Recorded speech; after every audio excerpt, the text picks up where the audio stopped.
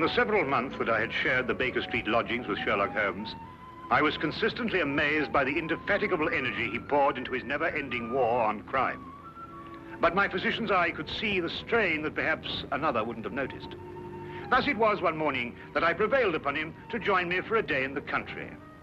All seemed tranquil at first, but I was to learn, as I did in later years, that when Sherlock Holmes did not seek trouble, it often sought him.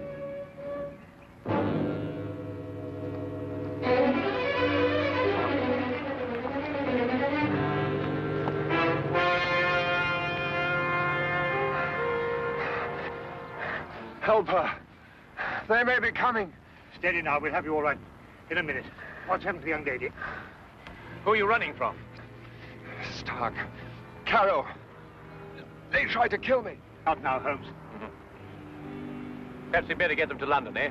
My very thought. The young lady is uninjured, but she's suffering from a deep state of shock. Come along. Oh.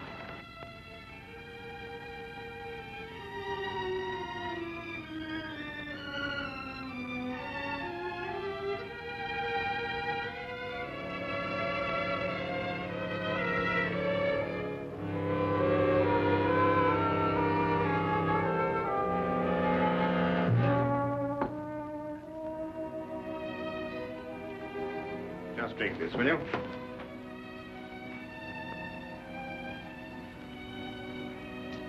Better now? Much, thank you, sir. Will she be all right, Doctor? Oh, yes, I think so. Twice last night, she saved my life. Who is she? I don't know. We only met last night. I'm afraid she's mute. What, deaf mute? No, she hears and understands perfectly. How did you meet her? Well, it all started yesterday afternoon. Seems an eternity since then. I was in my office, facing the realities of my professional situation. I suppose that everyone finds his first venture into independent business to be a dreary experience. After a year of it, I'd about decided to admit failure and seek employment with some recognized firm. It was at that point that I received a client. Mr. Hatherley? His name was Colonel Lysander Stark. Had I known then what horror he was bringing into my life, I would have strangled him right then and there.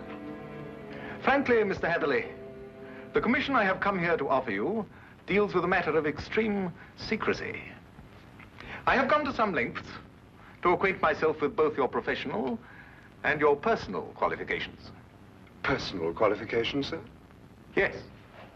I know you to be an efficient hydraulic engineer, but also that you are a bachelor, an orphan, and that you reside here alone in London. Why, that's very true, but I'm afraid I don't understand. You shall when I explain the assignment.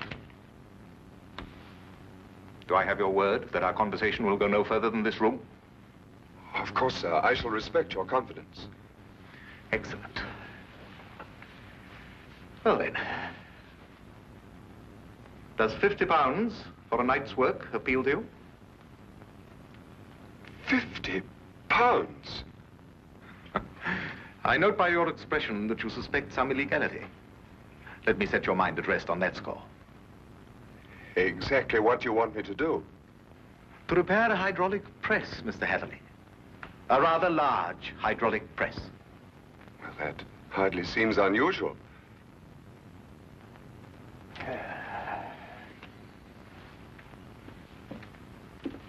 For some years, I have owned a small place in the country just outside London. Recently, it has come to my attention that the land contains a vein of something commonly called fuller's earth. I trust you are familiar with the term. But ore is dug out of the earth. Why should you need an hydraulic press? I'm a businessman, Mr. Hatherley. Undoubtedly, the land surrounding mine contains more of such wealth. I hope to use the income from my own discovery to purchase my neighbor's land cheaply before he discovers its hidden wealth. I see. If my neighbor were to suspect what wealth he treads on daily, he would never sell at any price. It's quite clear now. You use the press to mold the dug earth into some innocent form so that you can dispose of it without suspicion. Precisely. Very ingenious. There's a fortune down there. A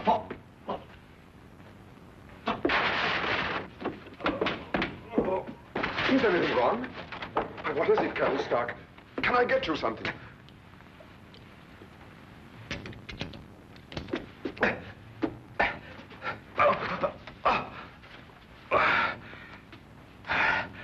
No, it's all right. My heart. I oughtn't to get too excited.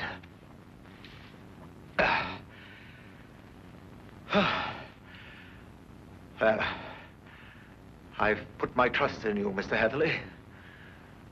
Do you accept the commission? When do I begin, sir?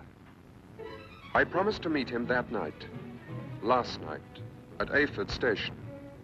The time he suggested was quite late, 11:30, but he insisted that it would be less conspicuous. I freely admit that the money kept me from exercising a more natural curiosity at such bizarre proceedings. One point, sir. When we encountered you, admittedly you were in a highly nervous state, but you kept repeating that they were after you. Did this man Stark have a confederate? Yes, a foreigner, a man named Carrow. I was to meet him later that night. Go on. Last night I boarded the train to Ayford and arrived there a little past 11 as ordered. And Colonel Stark was waiting? He was. We drove for almost an hour, and then we stopped suddenly, and he almost pulled me into a darkened house. Stark muttered under his breath as he fumbled to strike a match, but suddenly a light appeared at the top of the stairs.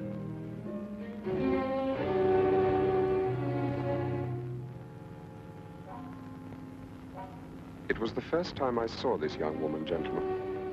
Even in the poor light, beauty and fear were sharp in her face.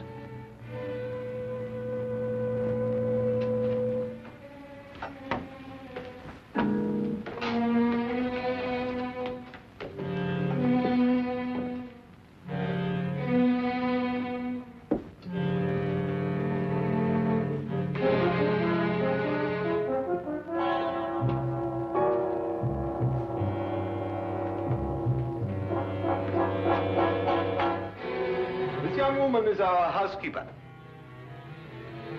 How do you do, miss? She cannot answer you, I'm afraid. She is quite mute. I forgot to tell you that I have a colleague, Monsieur Carroll, brilliant mineralogist. I'll fetch him for you, if you'll excuse me for a moment. By all means.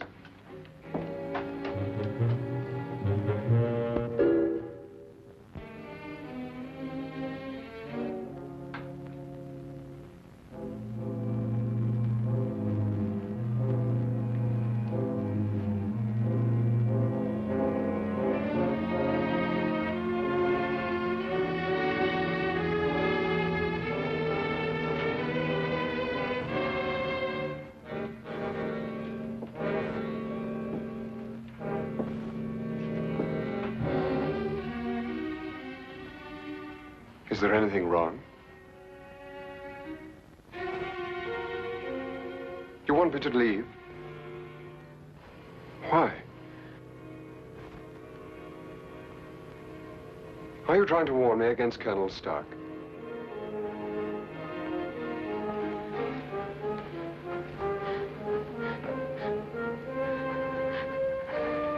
But why should I fear Colonel Stark? I only met him this afternoon.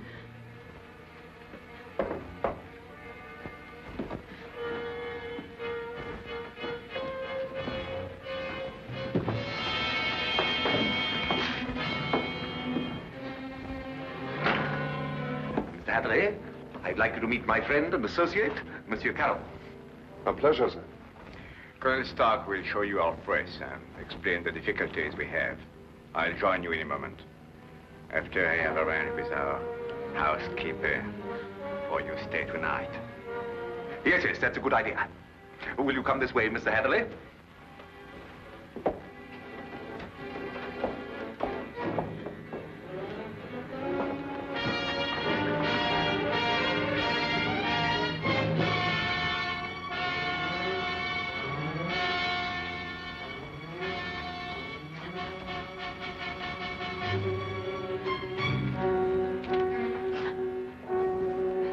I thought you have learned better, my dear. Perhaps I'll have to send you back to school.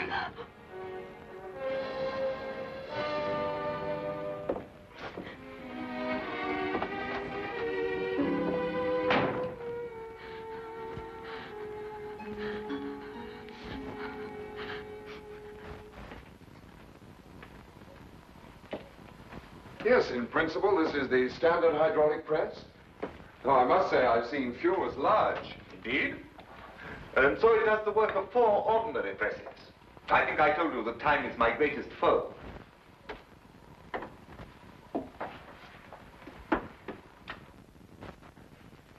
Would you bring more light, please?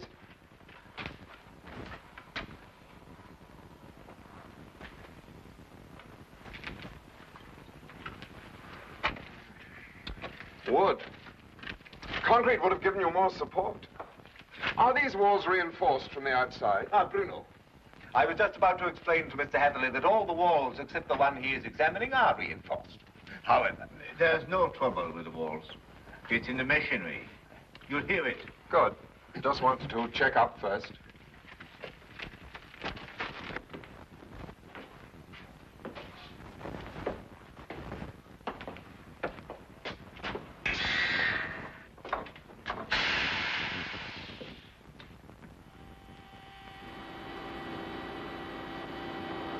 Now listen.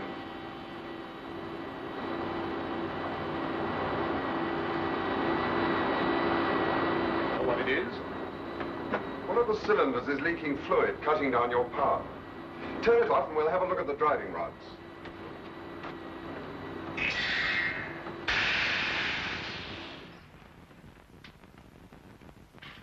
I knew what I was after, and the rest proved to be no problem. Of course. You knew by then the true purpose of the press. Not quite. Although I was sure it was not for making dirt brick molds. Much too large for that. But they'd lied to me so blatantly, I thought it best not to call them on it right off. Well, what were they using the press for? Fairly obvious. They are counterfeiters. They use the press to form the amalgam that takes the place of silver. So I learned during the night. It was naive of me to assume that everyone but myself was asleep, but I did.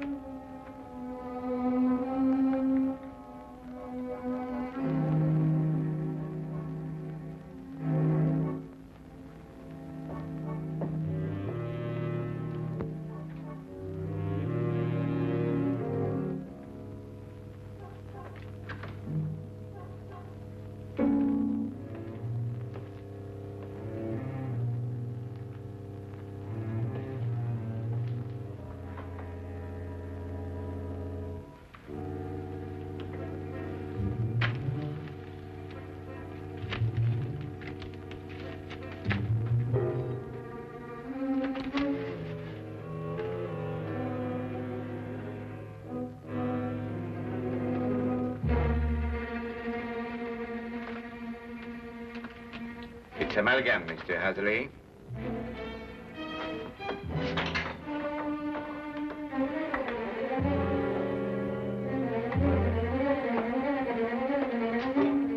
Carol, open up! Let me out of here, Carol!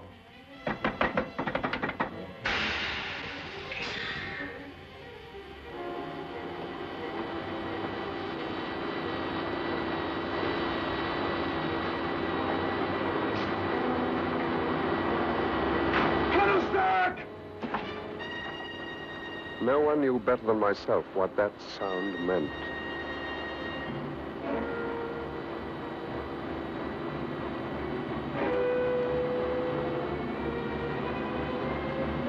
Caro had started the press. Within minutes, that cold ceiling would be down with a force capable of grinding me to a shapeless pulp.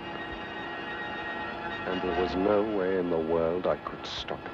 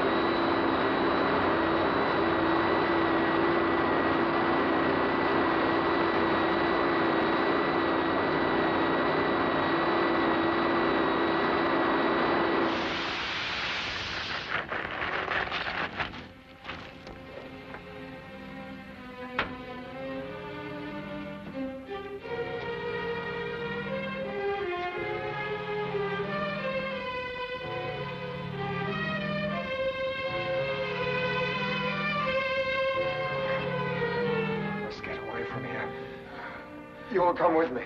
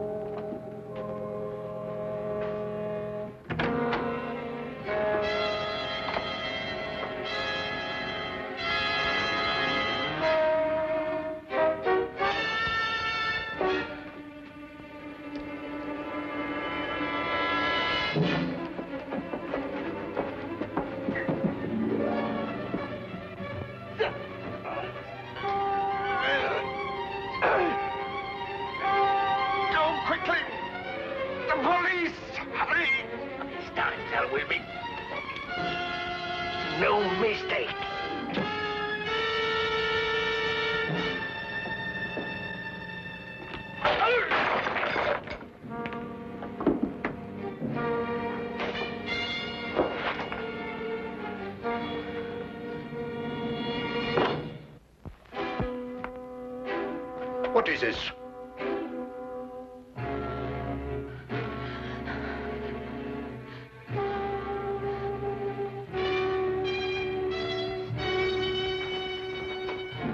What's happened here? Bruno!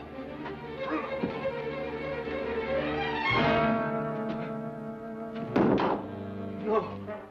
No.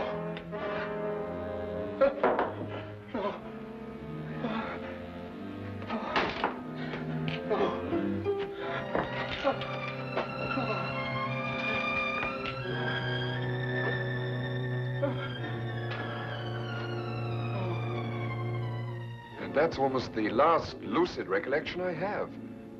I remember carrying her outside and plunging ahead into the darkness. Then you have no memory of going through the woods? Almost none. The next thing I remember, you and Dr. Watson were bending over me. Are you all right? She screamed. Did you hear her? Yes, quite clearly. Please, don't let them send me back. I can't bear it. There now. Brandy, Holmes, will you? There. That's right. You'll be all right. Here, drink this, will you? Now, Spencer. Now, tell me, do you know this gentleman? Yes, Mr. Hatherley. Oh, you can speak. Oh, why last night did you pretend? I wasn't pretending. I've been unable to speak for a year. Excuse me, Miss, Connors. Ruth Connors. Miss Connors. I gather that the events of last night gave you a shock, rather like a shock you received a year ago. Yes. When I saw the gun in Colonel Stark's hand, and it was pointed directly at me, a year ago, another young man visited us to fix the hydraulic press. I see. What do you know about this other young man? I was standing there, watching, when all of a sudden Colonel Stark fired his gun straight into the other young man's face. Why didn't you go to the police? I did. But first I must tell you that Mr. Carew is my uncle and guardian. He's my only living relation. And when I witnessed the murder, he fell upon me, repeating over and over, "You must never say a word. You must never say a word." But the first opportunity I had, I ran to the police. What did they do? Nothing. Because from that moment to this, I've been unable to utter a sound or speak a word. It was as though my throat was frozen up. Incredible. I have heard of this before. The worst of it was, my uncle learnt of my attempt to inform on him and had me committed to Bedlam. The insane asylum?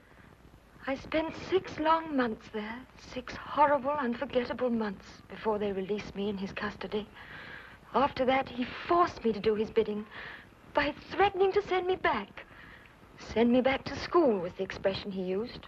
Why, that's horrible. Very. And I think it's time we called in our old friend, Inspector Lestrade. If only to deal with this man, Carew. You're not forgetting Stark, are you? Oh, I expect we'll find his remains, Watson. The loss of his medicine undoubtedly saved England the cost of executing him. Well, come along.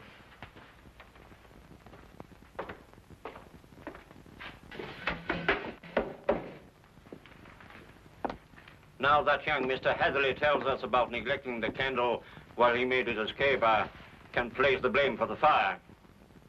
You sure it was Colonel Lysander Stark whose remains you found here? No doubt.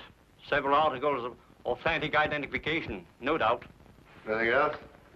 No, Inspector. Sorry. All right, thank you, Constable. Now where's Holmes got himself to? He just went down to the station. He said he'd be back in a minute. Look here, if Holmes thinks he can do... I'm sorry to keep you all waiting. Well, everything's settled, Lestrade? About as settled as it's likely to be. Stark's dead. Carrow's escaped. The only thing now is to go back to London and put out an alarm for him. Oh, dear. Well, tell me, what about the money? What money?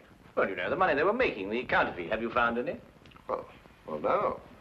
Oh, I suppose Carrow took it with him. Well, a man would have to be pretty desperate indeed to even bother with real money, let alone counterfeit. What are you suggesting, Holmes? Miss Connors, the only carriage used here is the carriage that Mr. Hatherley rode in. Is that right? Why, yes, I think so. I see. And that carriage has been in the livery stable since last night. Thanks to an obliging constable, I found one of Mr. Carrow's footprints. But there was no trail of similar prints leading away from the house. Mark you, I didn't imagine that he would try and make his escape on foot. How did he get away, then? He didn't, my dear fellow. He's still in this house, hiding somewhere. What? Mr. Holmes, there's a cellar where... I examined that cellar myself. No, I mean the special cave they dug under the house to hide the money. And there must be an entrance from the house itself. Well, I wasn't permitted to know exactly where, but I'm sure it was in this room somewhere. Thank you. Well, let's try and see, shall we? I beg your pardon.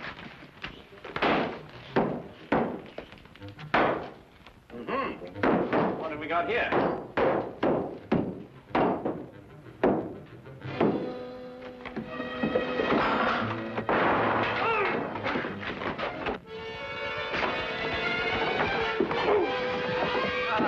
Very neat, Watson. Oh, there wasn't anything to it. Now then, what have we got here? Oh, just nicked me, Doctor. Nothing serious. Well, we'll have a look at it anyway. Hold on. Some of you may lend a hand in here. That's that. I don't believe you'll have any more trouble with Mr. Carew. This has been a nasty business all round. I've lost my £50 fee, been roughed up, but it could have been worse, I suppose. A good deal worse, my friend. For example, I believe this is yours. Mine. Yes. What is it? Your shoe, I believe. I recovered it from the press. Yes, it makes one think, doesn't it? Well, Watson, you were quite right. A day in the country can be quite relaxing.